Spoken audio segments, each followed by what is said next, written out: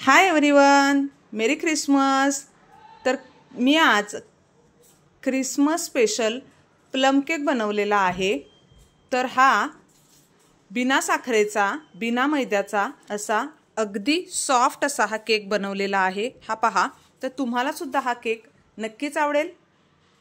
फुल video लवकरच upload करण्यात येईल, तर तुम्हाला सुद्धा ही रेसिपी नक्कीच आवडेल।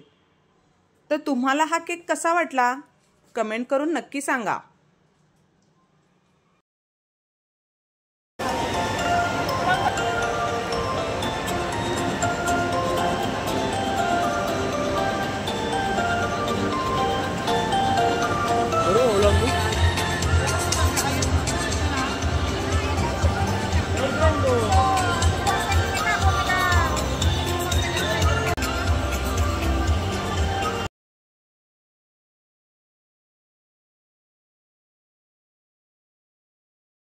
तर आज आहे ख्रिसमस म्हणजेच नाताळ।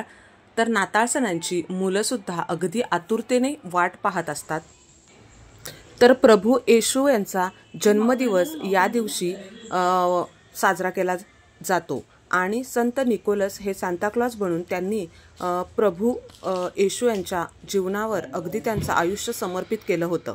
आणि प्रभू येशूंच्या जन्मदिवसाचा औचित्य साधून त्यांनी ते लहान मुलं त्यांना खूप आवडायचे म्हणून लहान मुलांसाठी ते त्या दिवशी गिफ्ट घेऊन यायचे, म्हणजे अगदी लहान मुलांना ते मदत कसं करायचे। आणि तेव्हापासून सॅन्टा गिफ्ट देतात ही प्रथा सुरू झाली।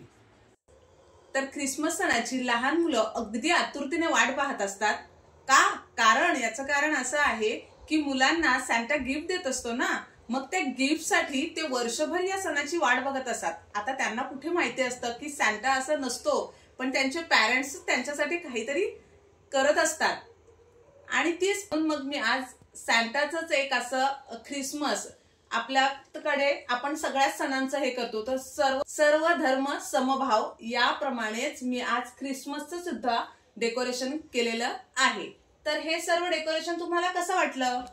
तर आमच्याकडे आता छोटे मुलं जे आहेत, तर त्यासाठी मी असा हा सुंदर हा ख्रिसमस साठी प्लम केक बनवलेला आहे आणि या मुलांसाठी अगदी छान अशा प्रकारे गिफ्टची सजावट केलेली आहे। तर हे माझं ख्रिसमस डेकोरेशन तुम्हाला कसं वाटलं? Christmas, merry Christmas, jingle bell jingle all the way,